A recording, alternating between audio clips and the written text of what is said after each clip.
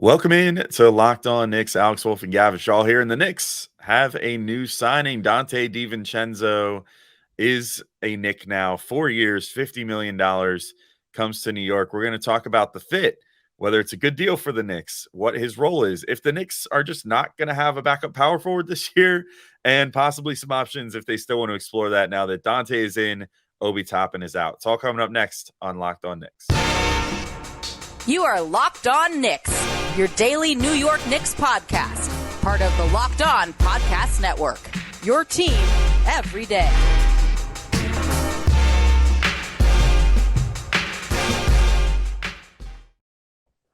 All right, welcome in to Locked On Knicks, and today's episode is brought to you by PrizePicks. First-time users can receive a 100% instant deposit match up to $100 with promo code Locked On. That's PrizePicks.com, promo code Locked On. And we want to thank you guys for making Locked On Knicks your first listen today and every day, whether you're checking us out on your favorite podcast platform or taking in the sights and sounds on YouTube. We appreciate you making us part of your daily routine. Make sure you hit that auto download function on your favorite podcast app or the notification bell on YouTube so you never miss an episode. We are still here for you guys 5 days a week, even during the off season. So you can be an everyday or if you catch every single episode. I'm Alex Wolf. I'm editor-in-chief of Knicks site The Strickland, which you can find at strick.land. He's Gavin Shaw, your favorite play-by-play broadcaster, favorite play-by-play broadcaster. And the Knicks have your favorite red-haired player's favorite red-haired player, Donte DiVincenzo. Not too many redheads in the NBA, so Macri already made this joke, but it's him and Jeremy Cohen. Yeah, pretty much. So Donte DiVincenzo, 4 years, $50 million, Gavin. Probably most of, if not all, of the mid-level exception that the Knicks were then the non-taxpayer mid-level exception, I should say, which the Knicks were able to use comfortably by virtue of Josh Hart opting into his $13 million for this year and Obi Toppin being traded, which we covered in last episode. So if you haven't checked that out already, be sure to do so. But I'll just throw it to you first here, Gavin. What's initial thoughts on the deal? 4 years, $50 million for Donte DiVincenzo. Yeah, I think the number is fine. Again, I think I'm very much guilty of this. You see a contract, you're like $50 million for Donte DiVincenzo. It's a new NBA, man. Bruce Brown making $22.5 million a year, right? You got to keep that perspective. And I think we're going to get into this over the course of the episode, but he is directly a replacement for Obi Toppin. The Knicks are going to go into next year, and barring a signing at power forward, and we'll get into some options, it's going to be a lot of Josh Hart. It's going to be a lot of RJ Barrett, which means the Knicks bench unit is going to run 6'3", 6'5", depending on who's playing power forward, 6'4", 6'6", 7 feet with Isaiah Hartenstein. Will there be matchups that give the Knicks some problems there? Yeah. I think the Knicks are going to give opposing bench units and maybe even sometimes closing games, opposing starting units, even more issues with that group. The collective combination of shooting, IQ, passing, and defense they now have between Quickly, DiVincenzo, Hart, Hartenstein, and heck, if we get the best version of RJ Barrett, Alex, I think this is going to be, I made the prediction last year, didn't totally come to fruition until the Knicks got Josh Hart. I think this has a chance to be one of the better bench units in NBA history. That is lofty. I don't say that lightly. I think this is a group that could be completely dominant. We saw DiVincenzo bounce back from a really poor year a season ago when he was coming back from a torn ligament during Milwaukee's championship season, and his ankle was not 100% athletically, playing for the Bucks and then the Kings. And then with Golden State, Alex, I'll let you talk about it, but he had a real bounce back year, and we can talk about the Villanova DNA, but the way he's going to click, I think, is just picture perfect with this team. Yeah, I think in many ways he gives you a lot of the things that Josh Hart does, right? And this is clearly something that this team values. They want somebody that can do a little bit of everything. They want someone that can handle the ball a bit. They want someone that can rebound the ball. They want someone that can, just hustle on defense and be an overall positive every time they're on the floor.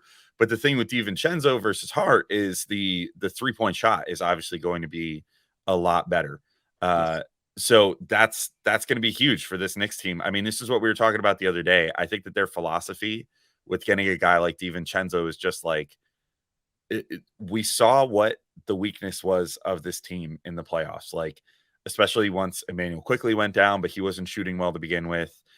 Grimes for stretches was the only guy that they could count on to be a reliable, stretchy 3-point shooter, to just kind of be out on the perimeter and take those shots that need to be taken to keep defenses honest. And now they've added another guy like that, but much like Grimes, much like Josh Hart, like not a guy that's only a shooter, like a guy that can also handle the ball, that can also, facilitate well enough, that's a willing ball mover, like just a smart, good basketball player. And honestly, like you said, it's a little concerning maybe that he's not bigger, so the Knicks find themselves with like a very guard heavy team, if you want to call it that, even though they'll probably have RJ and Hart play some backup four if they don't make any other moves, which we'll get into some of the names that are still available on the market if they do want a more traditional four to back up Julius Randle still. But like, if this is the look that they end up going with, I don't have a huge problem with it, because what you lose on some of that size and potential defense there, you make up for with, like, they're still going to be good rebounders, even if they're undersized.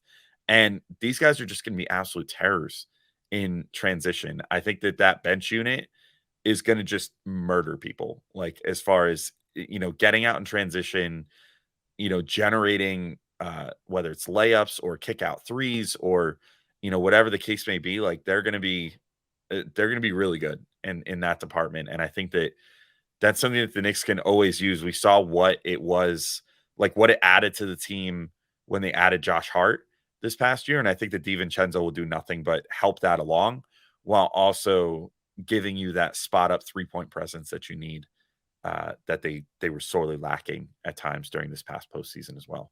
Yeah, I think the part that excites me the most is the collective passing. Donte DiVincenzo in the NBA last year amongst wings was 99th percentile in assists to usage ratio. So basically, for the amount of time he had the ball in his hands, how efficient was he at generating assists?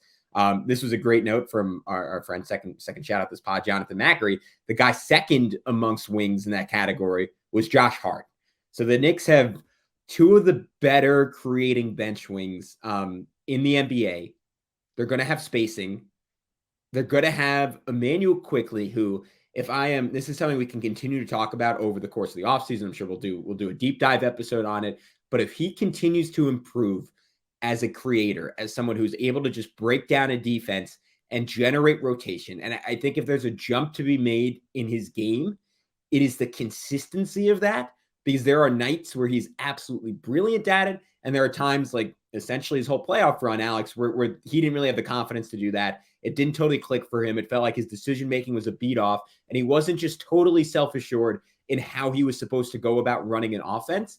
If he's ready to make that next jump, or maybe there's a world where you start pulling Brunson early, you play Emmanuel Quickly for 4 minutes with the starters, and then you put Brunson back in, and Brunson has a chance to run things with these guys. That'll be interesting, and I'm sure we'll see some of those lineups. But I just think there could be cascading breakdowns in opposing defenses that just change the course of games. And you're going to see the Knicks have these runs where the bench comes in for 5 minutes, and it's a 20-8 spurt, and the game is flipped, and the starters are good enough to never give that up. To me, I think in terms of how Donte fits into that, and maybe we can get into this a little bit more next segment, I think the biggest things for him are somewhat of an ability to be to close out and be willing to shoot at the rim. He doesn't have to be great at the rim, but he has to have a higher volume there than he's had in Golden State and throughout a lot of his career. And then the other thing is the 3-point shooting has to be real for him, because he was someone who, for most of his career, has been a good 3-point shooter, but maybe not the great one that a lot of people out of Villanova has been. In fact, like I'm going over the numbers, like he really hasn't been. Like he was 27% as a rookie, he was 34% his second year, 38% his third year, and then last year 2 years ago was pretty poor in Milwaukee, good in Sacramento before getting really good in Golden State. But Alex, he was on only 2 3-point attempts per game, so he has to prove that type of shooting is real on volume. If it is, I think we're both kind of saying the same things. Like this bench lineup is going to have the Knicks as an Eastern Conference contender. Yeah, just to clarify on 2 3-point makes per game. On Oh, 5 sorry. attempts, he did. Sorry. Yeah. Okay. That's better volume than I had. Yeah. Yeah, quite a big Yeah. Yeah. difference. All But right. Good. yeah, Good clarifier. yeah. I mean, you're basically hoping, that he can be who he was pre-injury in Milwaukee and then with Golden State last year. But honestly, he's sort of, if you just kind of distill it down to his last healthy year in Milwaukee, his 25 games with Sacramento, and then his year last year with Golden State, he's more or less been like a 38.5% quick head math 3-point shooter the last like 3 seasons, if you're willing to throw out the tough stretch when he came back from injury. So Yeah. I His career is 36. That's a yeah, good number. that's a solid number. If he can shoot like 5-6 attempts per game, that's good. I think that's really solid. And if he's shooting 5 or 6 attempts per game off the bench, like that means he's out there to be a shooter, Yeah. which is what the Knicks are definitely going to need. We can keep talking about this in just a sec, though. But Gavin, do you want to let everybody know where they can play some daily fantasy if they're interested in doing that? Yeah, you know what? I think, Alex, opening day of the season, I'm going to take Donte DiVincenzo over 10 points, over 2.5 assists, and over 2.5 made threes, because I think he's going to come out and get off to a great start. And where I'm going to do that, that would be PrizePicks. So how does it work? You pick 2 to 6 players, and they go score more or less than their PrizePicks projection. You can win up to 25 times your money on any entry, not competing against other people. It's just you versus the projections available. Those weirdos in their basements with 8 spreadsheets, you don't have to worry about them. PrizePicks offers projections in any sport that you can watch, and entries can be made in 60 seconds or less. It's that easy. They offer safe and fast withdrawals, and it's currently operational in over 30 states and Canada. So download the PrizePicks app or go to prizepicks.com to sign up and play daily fantasy sports. First-time users can receive a 100% instant deposit match up to $100 with promo code LOCKEDON. If you deposit $100, PrizePicks will give you $100. If you deposit $50, PrizePicks will give you $50. Don't forget to enter promo code Locked On at sign up for an instant deposit match up to $100. All right, Alex, we are back on Locked On Knicks. I guess what I want to know from you, I think I just outlined like in kind of the broadest sense what my concerns would be about DiVincenzo. For you, is it just the collective height of the lineup? Is there any concerns about the money allocated and any loss in flexibility for the Knicks in that sense? Or do you see this as kind of purely additive for New York? I think of it mostly as purely additive. I was talking very fondly of DiVincenzo the other day and of the Knicks adding him, and that hasn't changed. Like, I think this is just, I think this is, again, the Knicks are looking at the team that beat them in the playoffs this year in the Heat and saying, how do we get a little more like that, where we can always have someone to plug and play and always have a presence out there that, even if one person goes down, we're not feeling like, oh no, we have to, unglue this guy from the bench. And I don't know if he's going to be able to step in and do what we need. So now we're going to be forced to play someone for like 48 minutes or whatever. So in that regard, like just from the pure talent play, I'm totally about it. And I, as I said in the first segment, like I think that he brings things that the Knicks need, especially in the shooting department, and just another player that can, like, what's the classic thing that everybody always says, like, can the guy pass, dribble, and shoot? Like, Yeah.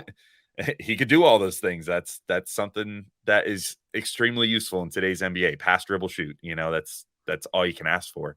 The number, like the cap number, I don't hate it at all. I think it's fine. I think locking him up for 4 years, probably pretty smart, because they're, if you do the math, right? So it's going to be the 2023 to 24 season, 24 to 25 season. Then there's a new TV deal in 2025. So the cap projects to go up quite a bit in 2 years. So there's a chance that if you keep Donte throughout this whole deal, along with Jalen Brunson and Josh Hart, keep your little Villanova core together, by year 3 and 4 of this deal, it might be even a better deal than it is right now. But I'm, like you said, with still having to sort of, even all these years later, still adjust to like what a high paid player is in the NBA. Like, I think, some people still see like $50 million, like, oh my goodness, $50 million, like, oh, over $10 million for Donte DiVincenzo. That's going to be like a 16th of the cap in like a year or 2 years. Like, it's already like a 14th of the cap. Like the salary cap is almost $140 million this year. So like $12 million, that's not the end of the world from a pure dollars and cents perspective. And who knows how it's structured as well. It's possible the Knicks have been pretty famous so far for front loading contracts, which is very good business. Like, so giving a guy more money up front and then actually having him get paid less each year as he's with the team. So if that's the case too, and the Knicks are paying him like sub $10 million by year 4, that's a huge value deal. Then, he also will be, if they find themselves in, the market for a big star or something, he's the perfect type of dude that you could throw in one of those deals and be like, here's a good rotation player that is going to give you, 3-point shooting, passing, rebounding, everything you could possibly want as you're rebuilding your team or whatever. Or if they trade him to some team that's like, we still want to compete, even though we're trading a star, then that's a perfect player to trade as well. Or a perfect player to have is the last man standing if you do make a big trade. It's like he's very versatile in that regard. I think it all comes down to, for me, Gavin, the big concern is what you already touched on a little bit, and what I'm sure we're going to talk about for most of the rest of this segment before we talk about some other options that they could potentially get. But like the size, you're replacing Obi Toppin, who is a power forward through and through, with Donte DiVincenzo, who is I think at best you would maybe call him a wing, but I would say more of a shooting guard. He's shooting guard sized. He's not necessarily like prototypical small forward size. Now, granted, neither is Josh Hart, neither is Quentin Grimes. Like there's the Knicks just kind of have a lot of guys that are like 6'5" that play bigger than their size. And so the question becomes now, like, who's the backup power forward? And DiVincenzo obviously isn't that. So does that mean that the Knicks are going to be comfortable sliding Josh Hart to backup power forward effectively? Does it mean that they'll be more comfortable giving RJ Barrett more minutes at the 4, which we've certainly said over the years, like, we'd love to see more of RJ at the 4 because it always seems to be a good experiment when he does that. So like more bench unit time for RJ, which was a thing last year too. Like he played a lot with the bench unit and had a lot of success. Is he going to do that as the 4 this year now? I don't know. That's my biggest question with this DiVincenzo signing. I love everything else about it. The cost, the fit, like the fit as far as his profile as a player, like what he's going to bring to the team. But the overall roster questions that come up with this, given who the head coach is, are a little interesting to me, as far as if the Knicks are just trying to force Tibbs to do something different, or if they're eventually just going to sign a power forward, then we're going to have a little bit of a logjam at that 1 to 3 spot. Yeah, I think this is something we were going to say for the third segment, but I think it's just such a crucial point. And you nailed it when you said it. I think the thought process here is that at some point we are going to make an all-in move, whether it's for Joel Embiid or Paul George or another wing down the road. Like there's a move coming, and it might be RJ that gets sent out. It might be Quickly. It might be Grimes. It might be Julius and one of those guys. But inevitably, you're going to need a replacement. And I think Leon Rose and this entire front office did great work here in that they got the replacement before other teams could leverage them out of it in a trade and say, you desperately need another guy. They have that dude on their roster, and they didn't have to give up anything more than the money they're paying him, right? Like he is a ready-made, to your point, like even if he eventually is a starter at the 2, like he's probably good enough to do that, especially if you're trading again for a star and you have a little bit more margin for error. Right now, the strength of the Knicks team is that they're going to play 9 guys who are either above average to 2 guys who are all NBA caliber talents, and Julius Randle and Jalen Brunson. And that is going to make for a really good team. But they could have a more star-loaded team and still have really impressive depth because they have an excess right now of talent, and that is a great position to be in. Now, as far as concerns with DiVincenzo, I mentioned him a little bit in the first segment. The biggest thing to me is what he's going to be able to do at the rim, because I think, again, with the collective passing that the second unit has, there are going to be a lot of times where DiVincenzo is getting hard closeouts, and he's able to pump and he's able to blow by his man. I think what he does in those moments is going to define at points the success of this Knicks bench unit. And I think if he's able to be a better finisher at the rim and therefore draw more attention, it'll create this cascade of opportunities for Quickly to get more spot-up threes, for RJ to get more spot-up threes or more opportunities to attack, an even crazier closeout. I think the concern right now is opposing teams aren't going to respect his ability as a driver. Earlier in his career, he was a very good finisher at the rim. He was 96th percentile in that capacity as a rookie, playing very limited minutes, 79% at the rim. Second year down to 62% at the rim, still above average. Then the 2 seasons after that, 54% at the rim. That was 17th percentile in the NBA. The year after that, 46% at the rim. That was 15th percentile in the NBA. Last year, Alex bounced back a little bit, 63% shooter at the rim. That was about league average, but he barely shot there. It was right around the 20th percentile in terms of his at-rim attempts. We know he's a good athlete, right? There's a reason they called him Delaware Jordan. There's a reason they called him the Big Ragu. The guy can throw down a big dunk, had a couple of them last year. A year removed from that pretty traumatic ankle injury, I expect some of that athleticism to be back. He should be in his athletic prime from his age perspective. I think that's going to be a key, that he's worked on that this offseason, and that he doesn't have to be a great finisher, but that he's a decent finisher at the basket. And the other big concern, and then we could take a break and maybe talk about this a little bit, is just what he did in the playoffs for Golden State. And granted, it was 13 games, but he wasn't quite the same guy he was in the regular season. Only averaged 5.5 points per game. Shot 37.5% from the field, 34% from three. Didn't take a lot of free throws, but was 67% from the line. Still put up 3 assists per game, which is exciting. That his playmaking translated to the postseason. But to your point, like the Knicks, like if you want to replicate that Miami Heat style of success, which honestly, like I think is a great call by you, is that is the template for the Knicks going forward. You need everyone to be able to play big come playoff time, and I'm curious to see if Donte has that within him. Yeah, we can talk about that more in just a sec. We'll take our last break and then come right back in, finish talking about Donte's fit and the stats and everything else, and then also speculate on if there's still a move to be made for the Knicks here as far as some of the more traditional power forwards that are still on the market. So we'll be right back to talk about that.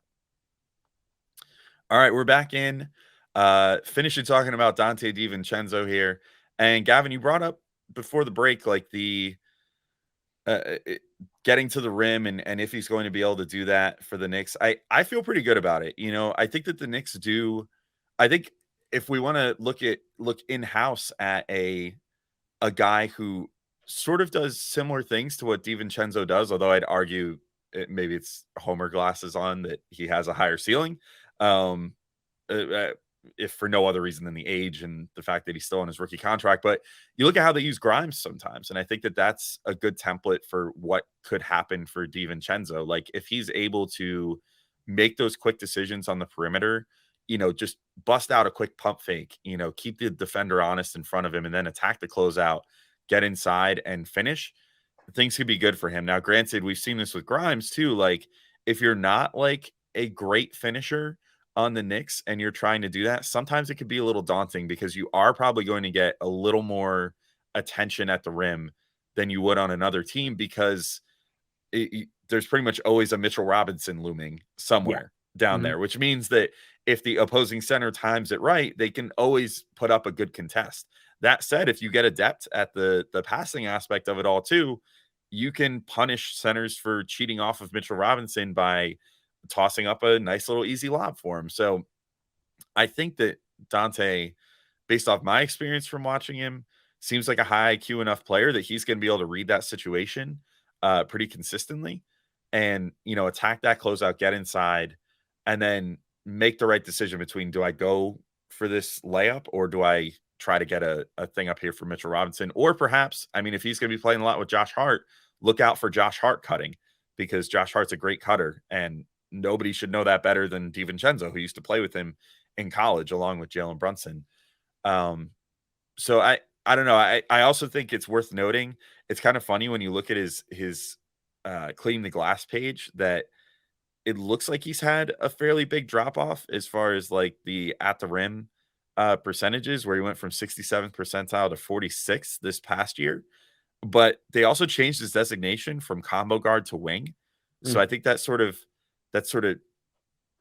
skews things a little bit because wings are expected and do better at the rim, which is why I think, you know, shooting 63% this year versus 62% in 2019 to 20 at the rim would make it look like it's worse. But I think to me, and it, like this is, I would be lying if I said I watched all of Donte DiVincenzo's action this past year on the Warriors, but just from a pure numbers perspective, it says to me, I feel like he's probably back there. Though to your point, we need to see it on more volume. It's sort of like what we were talking about with the 3-pointers, where it's like everything in the NBA is dependent on volume. So if you're only taking a couple attempts at the rim and you're shooting 63%, great. But we need to be able to see that you could do that on like 4 attempts per game. Yeah. Because I think realistically, with the role that he probably figures to have with the Knicks, I would not be surprised if he's putting up like 8 to 9 shots per game off the bench. Like he's going to be a guy that they want to come in there and like score the basketball.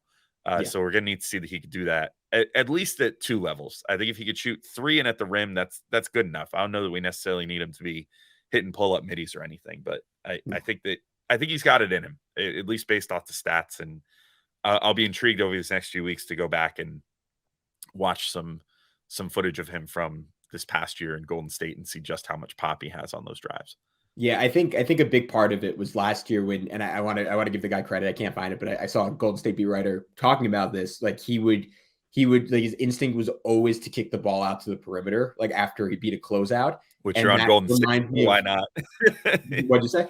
Giving your teammates, why not? Right. That's fair. And that's again where you. I was gonna say, like we talked about having like the best assist to usage ratio in the league. Like helps to play with Steph, Clay, and whatever you want to say about him, Jordan Poole. But I think my concern there is like between him and Quentin Grimes, both those guys have to remedy that. Where this was something we always drove home, like a lot of other people who watch this team drove home. You have to drive to shoot, right?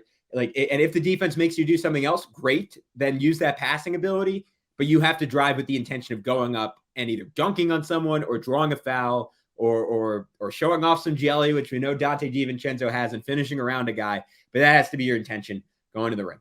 All right, Alex, let's finish up with this. There's some other options still available at the power forward spot. We are recording this Sunday morning, so it's possible that throughout the day, some of these guys agree to deals. So we'll preemptively apologize for that. But the guys we highlighted, Alex, real quick, were Grant Williams, Jermichael Green, Torrey Craig, and kind of more of a wing, but someone who could also fit in as a small ball 4. Kelly Oubre. I think Craig and Green are the 2 most realistic names on that list. I'll let you talk about it, Alex, because you were doing a good job breaking down pre-show. Grant Williams would require probably Evan Fournier and some picks being shipped out to Boston to make the money work. And given, again, the finite role that he would have, given that he would just walk into the Obi Toppin spot, I have a feeling the Knicks aren't going to do that. If I had to bet, I would say they bring in some kind of emergency power forward option, because I think the concern for me is if Julius Randle gets hurt again, and granted, like by and large, that has not happened in his Knicks career, but last year it happened at a really crucial juncture. Like the Knicks would be in a lot of trouble if your only power forward options are Jericho Sims, RJ Barrett, and 6'4" Josh Hart. Yeah, and so I'll just quickly highlight the Grant Williams option first. The more I was thinking about it, I was like, maybe there's a world where this makes sense. Like we were talking about it before the show, where we were like, well, what would the Knicks even trade? And my thought was like, considering where the Celtics are at right now, they just acquired Porzingis. They just shipped out Marcus Smart. Granted, they're still going to want as many defenders as they can get, but they're sort of in this weird spot where like Grant Williams probably feels like, what is my role here? You know what I mean? Like they still have Robert Williams. They have Porzingis now. I don't know if their plan is to start Porzingis as like the nominal 4, or if they're going to have Robert Williams come off the bench or what. But their big man rotation is getting a little weird, because then, you want to run Tatum as a 4 sometimes. So maybe Grant Williams just kind of decides to say, hey, I know I'm a restricted free agent, but I want out of here. And the Celtics decide to accommodate that request. If you're the Knicks, like, and you look at that, there might be something to be said for like, maybe this guy is the guy. Like Obi wasn't that guy because Tibbs didn't trust him on defense. Now, even though Grant Williams isn't a rim protector, he's certainly a great defender. He's stout. He's stout. He's sturdy. And maybe that would be enough to tempt Tibbs into actually playing small. If you talk with Tibbs and you feel like that's a real option, perhaps you go to Boston and say, hey, we'll give you like Evan Fournier and maybe like Deuce McBride or something, like some player to sort of, be like, hey, maybe Deuce McBride is Marcus Smart if you develop him well enough or whatever. And like a fistful of those protected first round picks that you have, let's say maybe like 3 out of the 4. I don't even think you need that much. If he's gone anyways and bought, like, I think you get away with one of those. I mean, the thing is he's a restricted free agent, so you have to do something to convince them to not just say, "No, screw you, we're just gonna match everything." Because they can say that to Grant Williams too. They could be like, "Well, that's tough if that's Can what you want." But they afford him though with KP coming in? Or like I guess we can that maybe we have to ask John Corrales that. But yeah, I mean, I think just as a restricted free agent, the answer is yes. Like yeah, they can afford him. It'll maybe restrict their team building going forward. But if you do this deal and they bring in Fournier's expiring and a bunch of picks, then if they decide they still have like some other very tradable pieces, if they decide like maybe real quick they can insert themselves in the Damian Lillard conversation or something and say, you know what, if we're going all in, we may as well go all freaking in and get Damian Lillard and pair him with Jaylen Brown and Jason Tatum and KP and just see what we can do before handing Jaylen Brown his supermax and essentially saying, well, because of this new CBA, like we got to make this work. Like we got to make the big move now before we hand out this supermax. So, granted, from a Knicks perspective, maybe you're like, I don't know if I want to grease the wheels of creating that super team in Boston. But, maybe if you say to yourself, hey, we'll still have enough flexibility to go get a big fish and we'll have a Grant Williams in tow, who, if then you decide to trade Julius Randle, could be a good piece there. I don't know. This is all spitballing. The Knicks, as far as I know, have not been linked to Grant Williams at all, but it's something that I would consider if I were them. But yeah, I'll let you react to that first. Then I'll make the case for Jermichael Green and Torrey Craig, I guess. Yeah, I think I would only rule it out in that like the big issue with him in Boston is that his role has been really inconsistent. Like he's out of the playoff rotation, then he's playing 32 minutes in like a big game 5, and then he's out again. So I think he is certainly looking to go somewhere where he is going to be, if not a starter, someone who's playing 20 minutes a game at a minimum. And I think in the right team, in the right context, like he's certainly good enough to warrant that. Like solid shooter, good passer, physical force around the basket, good defender. We'll talk crap to Jimmy Butler and fire him up so you lose game 2 that you can't afford to lose. Sorry, just had to throw that out there. But I don't think New York's the spot for him. I think Tibbs likes to play centers, and I think honestly, like I don't know, like if you're talking about him as a small ball 5, like it's nice to have that stylistic flexibility. But for the amount you have to give up for him, like I don't think he's enough of an upgrade over someone like Isaiah Hartenstein, who was fantastic for the Knicks down the stretch, playing those minutes. So I think that would ultimately be that case against it, given that you're not only giving up money for him, but you're giving up. And again, like you could say, like if it's Evan Fournier, like is it really that much? And like I don't know how much the Knicks could pay him. I don't know how much he's getting from another team. The fact that he's not signed yet is suggesting that he's not getting a crazy amount of money from another team. But I just think ultimately it doesn't work out. And I think one of the lower cost options would be more realistic for the Knicks. Yeah. And so then there's those lower cost options. And I mean, I feel like these two guys would offer roughly similar things. Torrey Craig, Jermichael Green. I think they're funny enough. And I mean, this was sort of, I guess, the case for trading Obi Toppin is effectively the role that the Knicks have wanted Obi Toppin to play for the last few years of basically just like, we just need you to like defend competently and hit 3-pointers and space the floor a little bit off the bench. I feel like Jermichael Green and Torrey Craig could both do that. Yeah. Torrey Craig is a little on the smaller side. So you're again looking at a guy who's like sort of more of a wing that you'd then be tasking with being a backup 4. So I think Green would probably be my choice there.